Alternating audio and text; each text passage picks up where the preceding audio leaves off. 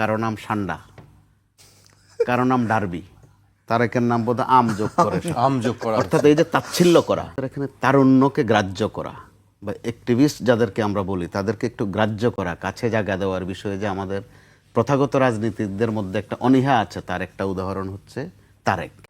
অথবা আমি যদি নাম বলি আরো এনসিপির যে নেতারা যারা বৈষম্য বিরোধী ছাত্র আন্দোলনে ছিল, আপনি তাদের বিষয়ে কিন্তু এরকম একটা খেয়াল আছে যে আপনি খেয়াল করে দেখেন তাদের কারো নাম সান্ডা, কারো নাম ডার্বি, তারেকের নাম বোধ আম যোগ করে আম যোগ করা অর্থাৎ এই যে তাচ্ছিল্য করা।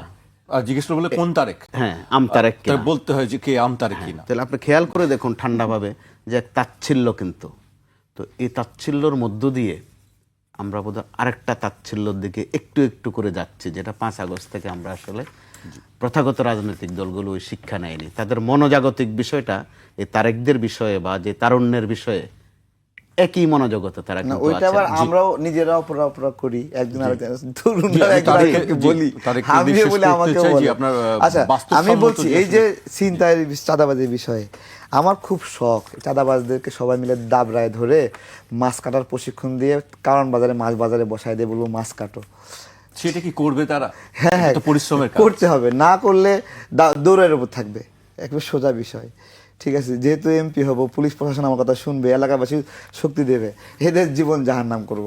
ঠিক আছে। দ্বিতীয় প্রতিশ্রুতি, আমাদের এখানে প্রচুর কর্মজীবী নারীরা ছোট বাবুকে ঘরে রেখে কাজে যেতে হয়, তার বাবুরা তালা দিয়ে রেখে যায়, যে কোনো সময় আগুন লাগতে পারে, দুর্ঘটনা ঘটতে পারে, গ্যাস বিস্ফোরণ হতে পারে।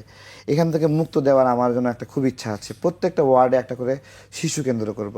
আমার মায়েরা তার ছোট বাবুকে রেখে কিছুটা কাজ করতে পারবে।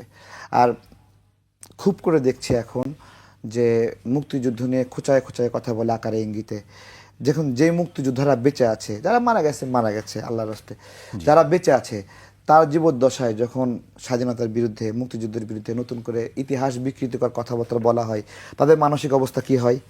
আমি আমার নির্বাচনী প্রতিশ্রুতি হিসেবে নিচ্ছি যে আমি পার্লামেন্টে গেলে এই ধরনের কথা বলতেই দেব না, জায়গায় প্রতিবাদ হবে। এই 3 বিষয়ের সমন্বয়ে আমার নির্বাচনী ইস্তাহার, এইটা আমি গলির মধ্যে দাঁড়ায় বস্তিতে দিয়েছিলাম। তো এই আর কি বিষয়, সবার কাছে যাচ্ছি, বলছি, বেশি মাইকিংও করতে পারছি না, অল্প কিছু ব্যানার ফেস্টুন লাগিয়েছি। তো দেখা যাক কি হয় তারপরে। জি, আসলে দেখা যাক কি হয় শেষ পর্যন্ত। আমাদেরকে আজকে না, গোল্লাও মারতে পারি, সেটি আসলে সময় বলে দেবে যে আসলে